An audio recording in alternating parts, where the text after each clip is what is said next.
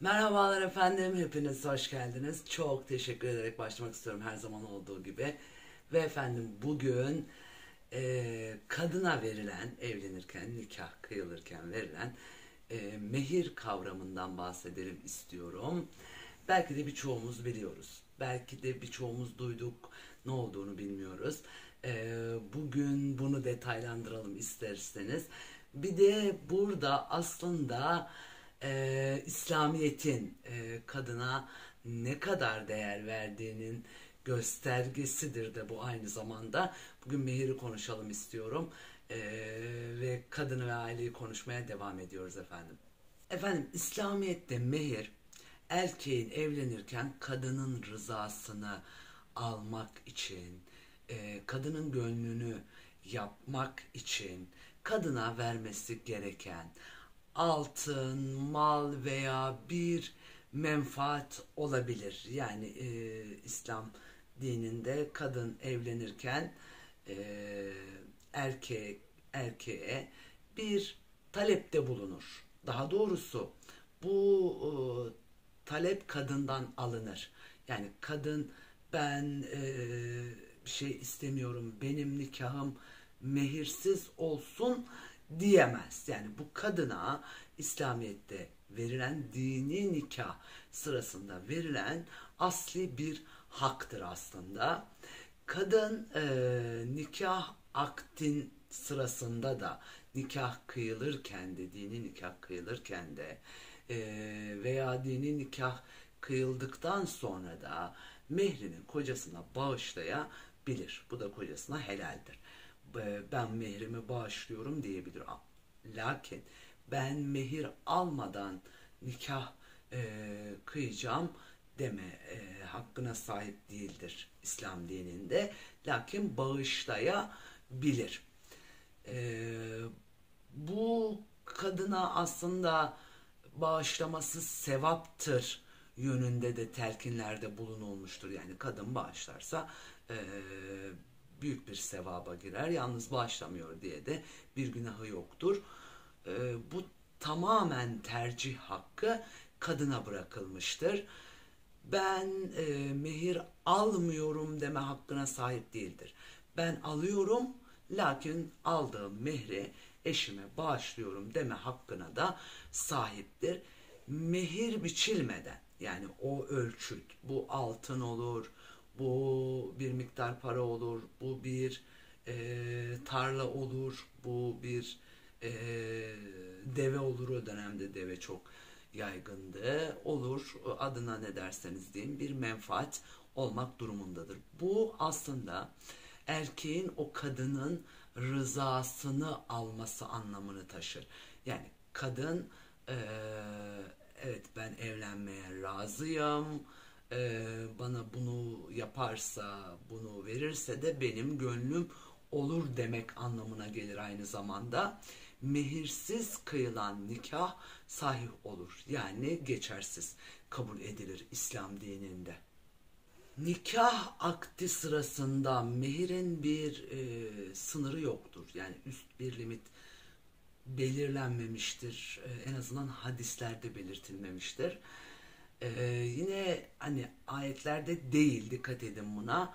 Uygulamalarda Peygamber Efendimiz dönemindeki uygulamalarda, sahabe dönemindeki uygulamalarda e, 5 altın, 5 gram, 5 gram altın olarak en alt e, limit belirlenmiştir altın olarak almak istiyorsa şayet. Bu bir kıyafet de olabilir yani bana bir kıyafet alırsa da gönlüm olur şeklinde de olabilir. Yalnız altın olarak belirlenmesi durumunda 5 gram olarak minimum, o da en düşük minimum 5 gram olarak belirlenmiştir. Mehirin başlık parasıyla bir alakası yoktur. Hatta İslam dininde başlık parası haram kılınmıştır, haram kabul edilmiştir. Başlık parası İslam dininde, İslami gelenekte çok var olan da bir durum değildir aslında. Dolayısıyla hani uygulamada özellikle Peygamber Efendimiz döneminde bu tür uygulamaların olduğuna çok tanıklık etmiyoruz aslında hayatını okuduğumuzda ve o süreci okuduğumuzda. Dolayısıyla hani genel kanı e, ilahiyatçı camiasında da bu böyledir. Genel kanı haram olduğu yönündedir başlık parasının. Yalnız kadına verilen e, değer noktasında kadının gönlünü almak için erkeğin ona bir fedakarlıkta bulunması, mehir olarak karşımıza çıkan o meblağ kadına helal kılınmıştır. Bunu da ayrıca antiparantez içerisinde belirtelim.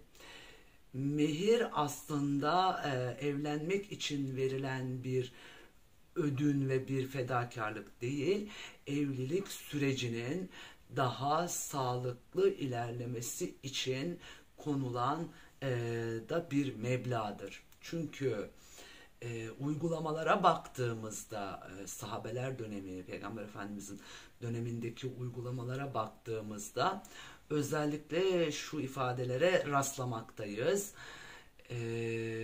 Kadına, eşine eziyet edebilecek potansiyele sahip, evlendikten sonra kadının değerini bilmeyen, İslam cahili olan bir erkeğe denk gelirseniz o evliliğin düzenli, mesut olarak devam etmesi için, kadının hak ve hürriyetlerin korunması için, özellikle o din cahili dediğim huysuz bir erkeğe denk gelmesi durumunda o erkeğin elinde o kadının oyuncak olmaması için biçilen de bir değerdir aslında. Kadının rızasının alınması. Mehir parasını vermek zorunda ve çocuklarının nafakasını ödemek ve karşılamak zorunda olduğunu bilen, yani dini yönden zayıf, yani din cahili ifadesi kullanılıyor o dönemki kaynaklarda. Ben o nedenle din cahili ifadesini kullanıyorum. Böyle bu yapıda hani dini değerlere ehemmiyet vermeyen bir erkeğin elinde oyuncak olmaması,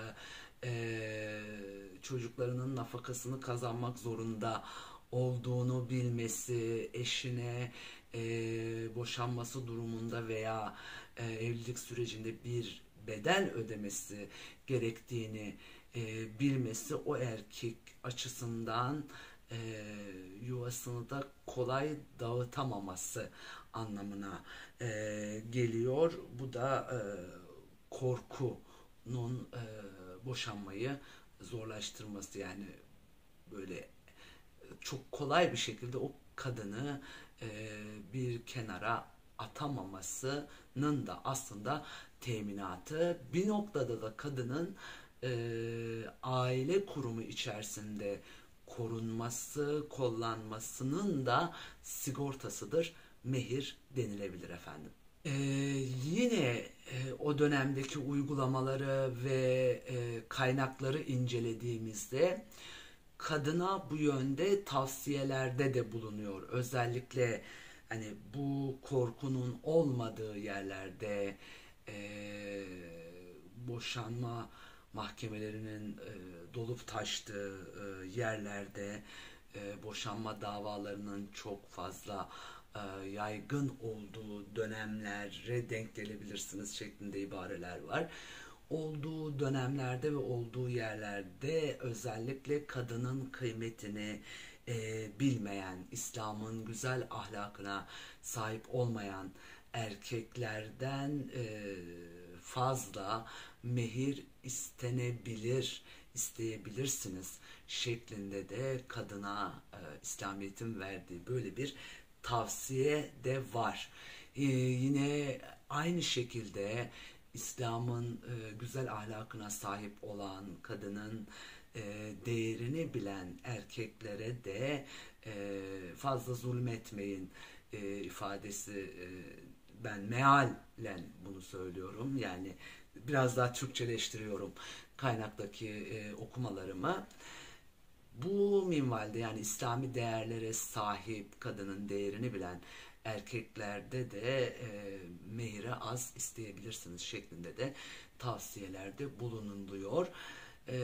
Tabii ki mehiri düşük tutması da kadına tavsiye edilen, sevap olması yönünde tavsiyede de bulunulan bir durum aslında. Yani mehiri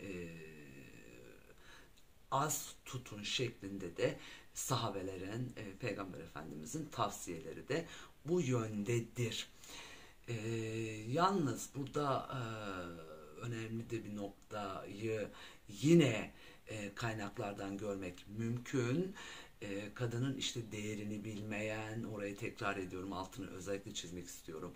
Değerini bilmeyen, İslamiyet'in o değerli yapısına vakıf olmayan, kendinizi orada güvende hissetmediğiniz evliliklerden kaçının. Şayet böyle bir evlilik yapıyorsanız da mehri yüksek tutmanızda bir bahis yoktur şeklinde tavsiyede de bulunuyor İslam dini. Yine benzer şekilde bu tavsiyeler içerisinde kadına mehirin ödenmesi o kadının bir sigortasıdır şeklinde belirtiliyor, beyan edilmiştir. Yani böyle ortaya konulmuştur. Boşadığı karısına bir erkeğin mehrini ödemek zorundadır. Ödemezse bu kul hakkına girer, ahirette de azabı çok büyüktür şeklinde Kur'an-ı Kerim'de buyuruyor ki özellikle kadınlara mehirlerini gönül rızası ile verin, kendi arzuları ile mehrin bir kısmını size hediye ederlerse onu da kabul ediniz. Nisa suresi 4. ayetinde, yani kadınlara mehirlerini veriniz diyor. Kur'an-ı Kerim'in ayetiyle bu tescillenmiş bir durumdur. Özellikle boşanma halinde zifaf veya halvet olmuşsa muaccel mehir deniyor buna, boşanma sonrası mehirden bahsediyor orada. Boşanma sonrası mehrini boşandığınız anda, eğer o kadınla bir ilişkiye girdiyseniz mehrin tamamını verin. Şayet bir ilişkiye girmediyseniz, yani zifaf ve halvet olmadıysa mehrin yarısını yine o kadına vermek zorundasınız. Verilir ifadesi Bakara 257. ayetinde geçer. El dokunmadan boşadığınız kadınlara mehrin yarısını hemen verin. Zifafa girmeyen, yani halvet olmayan kadın bir kere boşanınca, yani kesin boşanmış kabul edilince bayin ifadesi kullanılır. Orada boşanmış olur, boşanmış kabul edilir. Bu kadına da mehrin yarısı verilir. Erkeğin bu kadına hemen yarım mehrini vermesi gerekir. Ve ilaveten bu kadının mehri iddet beklenmez ifadesine yer verilir uygulamalarda. Kadın yani kocasıyla bir evlendiği kişiyle bir ilişkiye girmeyen kadın mehrin yarısını aldıktan sonra kesin boşandığı kabul edildiği gün beklemeden evlenebilir. İslamiyet'in böyle açık, net, anlaşılır şekilde aslında her şeyi bize aktarıyor. Yalnız bu bize yanlış ve eksik olarak aktarıldığı için bizi dinden de uzaklaştırdıkları için bu güzellikleri görmüyoruz. Ben bunları size anlatmayı kendime borç biliyorum efendim. Bu yüzden bu kadar detaylı anlatma ihtiyacı duyuyorum. Kesin boşanmış kadının mehrinin verilmemesi haramdır. Mehir vermemek kesinlikle haramdır. Mehir vermemek niyeti ile evlenmek de haramdır. Bakın, erkeğe böyle hassas da bir terazi konulmuştur, önüne set konulmuştur. Mehir vermemek için evlenen veya evlenirken mehir vermemek için başka yollar deneyen erkek için de o evlilik haramdır. Aynı şekilde kadına da burada çok güzel set konuluyor. Mehir almak için evlenen kadın da aldığı mehir haramdır. Efendim, böyle hassas bir terazisi var dinimizin. Mehir vermemek için evlenen erkek de, mehir almak için evlenen erkek de, e,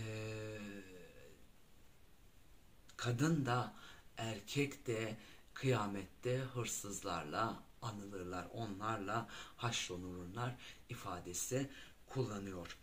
Mehirdeki en kritik, en hassas nokta, meselenin de özü aslında kadının rızasının alınıyor olması, kadının razı olması burada esas alınıyor. Yani kadın rızasına ehemmiyet veriyor diyor. Bakın, bu çok dikkat edilmesi gereken bir nokta. Bir evliliğe kadının rızası alınarak adım atılıyor aslında.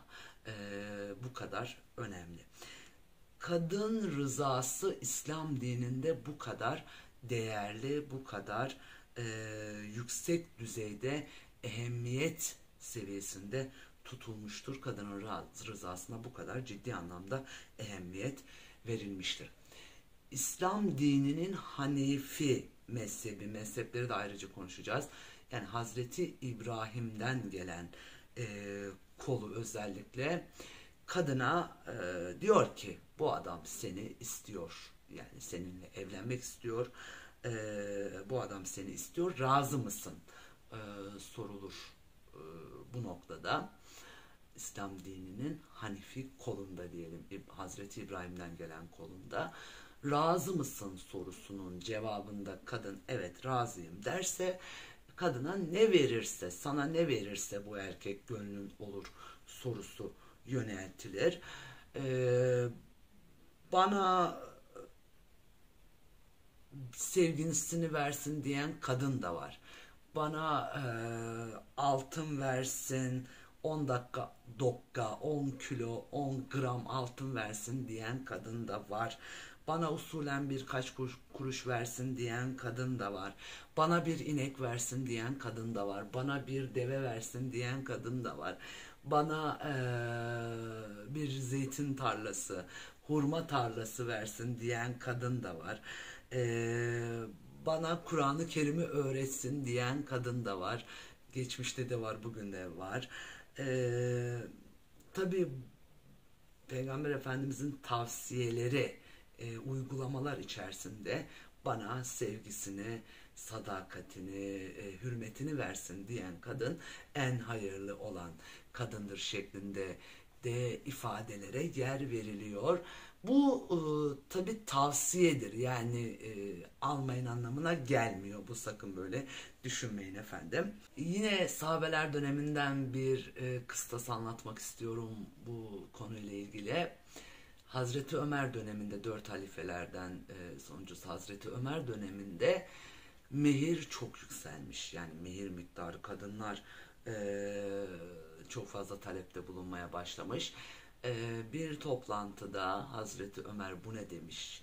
Yani hurmalık istiyorsunuz, altın istiyorsunuz, tarla istiyorsunuz, 7 deve istiyorsunuz. Siz bu işe abarttınız, 10 kilo, 5 kilo altın istiyorsunuz.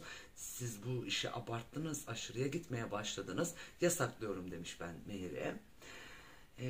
Cemaatten bir kadın hemen orada çıkışmış ve Hazreti Ömer'e, ey emir, ey emirin müminin, Allah'ın verdiği, Efendimizin de uyguladığı ruhsatı siz kadının elinden, bizim elimizden nasıl alırsınız şeklinde bir çıkış yapmış cemaatin içerisinde. Hazreti Ömer de tabi bu çıkış neticesinde bir durmuş ve demiş ki, tövbe estağfurullah, doğru, ümmetin peygamberinin yasak etmediğini ben nasıl yasak ederim? Ama siz de biraz insaflı olun, insafa gelin şeklinde bir yorumda bulunmuş. Çok aşırıya gidiyorsunuz. Biraz insaf edin şeklinde bir yorumda bulunmuş. Evet, yani bu fazilet olsaydı Peygamber Efendimiz bunu yapardı, kaldırırdı. Ben haşa kaldıramam. Lakin siz de biraz insaflı olun şeklinde Hazreti Ömer son sözünü bu noktada söylemiştir. Mehir bu kadar önemlidir kadının oradaki güvencesi açısından. Yine Peygamber Efendimizin döneminde yaşanan bir hadisedir bu. Efendimiz döneminde evlenen bir kadına mehir olarak bir çift ayakkabı istemiş. Kadının mehirinin bir çift ayakkabı olduğunu Peygamber Efendimiz duyum alıyor ve hemen soruşturmak istiyor bu konuyu ve diyor ki bu hanım kardeşimize sorun sordurun, mehirinden memnun mudur, mutlu mudur, mehiri onu e, mutlu memnun etmiş midir şeklinde sorduruyor.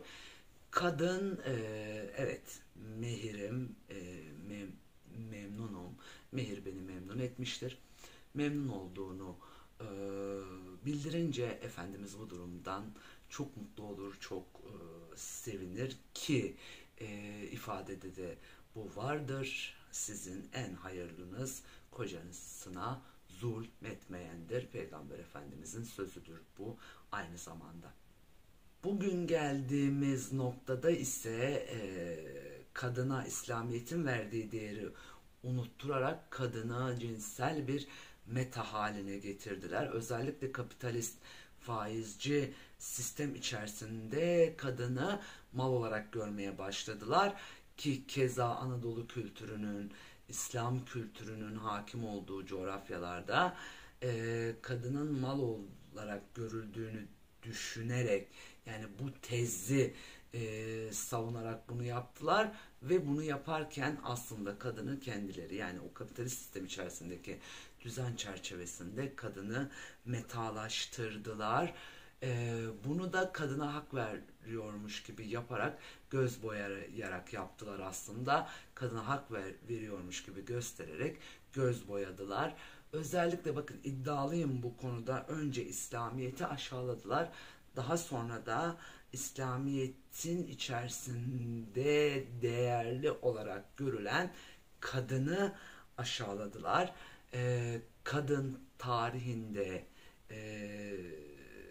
bir süreçten sonra bu kadar aşağılanmamıştır kadın kimliği, bu kadar da iddialıyım. Çünkü kadın, bugünkü kadın özellikle kadın kimliğinden ve evlilikten uzaklaştırılarak kadın küçük düşürülüyor ve küçük düşürülmeye de devam ediyor. Evliliğinden uzaklaştırılan kadın özgürlük adı altında cinsel meta, zina malzemesi haline getirilmeye çalışılıyor. Bu da açık ve aleni bir şekilde görülüyor efendim. Çünkü kadın evliliğine bir evlilik kurumu mantığında bakmıyor. Yani ne alabilirsem kar mantığında bakıyor. Yani bu bakış açısı aslında ticare de bir bakış açısı değil. Yani ticarette bile Rabbena hep bana yoktur. Verdiğin kadar alırsın. Bir dirhem veriyorsan malının fiyatı neyse 2 dirhem alırsın. Yani ticarette bile böyle bir şey yok. Yani evlilik kurumu ticari bir kurum değil. Evlilik kurumu ticarileşti diyeceğim. Ticarette de böyle bir şey yok. Yani kadın hem mehir hem nafaka ne alabilirsem erkekten kar diye bakıyor. Yani ne kadar sömürebilirsem kar diye bakıyor. Bu evlilik de değil. Bu ticarette de böyle bir şey yok. Bu soygunculuk gibi bir şey. Yani bu aslında bunun bir diğer adı soygunculuk. hırsızlık da denilebilir. Haramdır bu. Kadın bunun haram olduğunun henüz idrakinde değil. Yani kendisine helal kılınandan daha fazlasını talep ediyor olması, boşandığı kocasından hala nafaka almaya devam ediyor olması, kadının midesine haram girmesi anlamına geliyor. Bizim annelerimizin midesine, yani bizden önce 2000 öncesi kadının, annenin midesine haram çok girmemişti. Yalnız bugünün kadınının midesine haram girmeye başlamıştır. Tehlikelidir burası, dikkat edin. Çocuğuna da haram yedirmeye başlamıştır kadın. Kritik noktada burası aslında. Burada özellikle helalinden kocasına hizmet eden, ailesine, çocuklarına e, hizmet eden ve onlar özelinde hayatını devam etti. Tabii ki onlar için yaşamayacak, o başka bir şey. Yalnız onlara karşı hassas davranan kadınları tenzih ediyorum tabii ki de. Yalnız bu gerçekliği de kadının harama doğru sevk edildiği gerçekliğini de görmek zorundayız. Bu gerçekliği görmezsek problemi tespit edemeyiz, doğru teşhis koyamayız. Doğru teşhis koyamadığımız için de sorunu çözemeyiz efendim. Bugünün kadını mehiri de en yüksek perdeden istiyor, nafakayı da istiyor. Ne şimdi bu, yani 3 ay evli kaldıktan sonra bu kadar nafaka yükünün devam etmesi çok bana sağlıklı gelmiyor. Haramdır bu. Bu işte bu haramdır efendim. Dolayısıyla burada kritik bir nokta var, problemli bir nokta var. Bunun kanunen de düzenlenmesi gerektiği taraftarıyım. Yani mehir miktarının yani tabii ki İslami kurallarla yönetilmiyoruz. Cumhuriyet dönemindeyiz. Cumhuriyetle yönetiyor diyoruz. Demokratik bir ülkedeyiz. Bu başka bir şey benim söylediğim. Yalnız mehir miktarının mehir adı altında veya başka bir isimle yasalaştırılması mümkün kılınabilir. Yani sadece dini nikahta değil, resmi nikahta da geçerli kabul edilebilir ve nafaka ortadan kaldırılabilir. Ve bu çok daha radikal ve gerçekçi bir çözüm olur.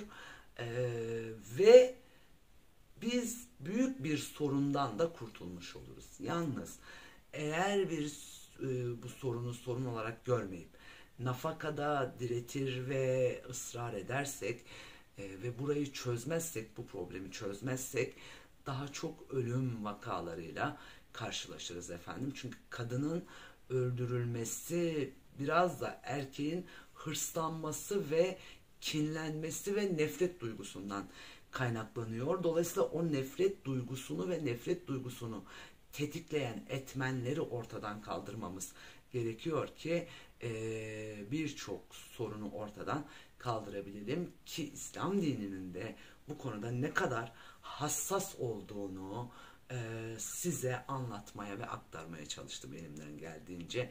Sizleri çok seviyoruz efendim. Konuşmaya devam edeceğiz.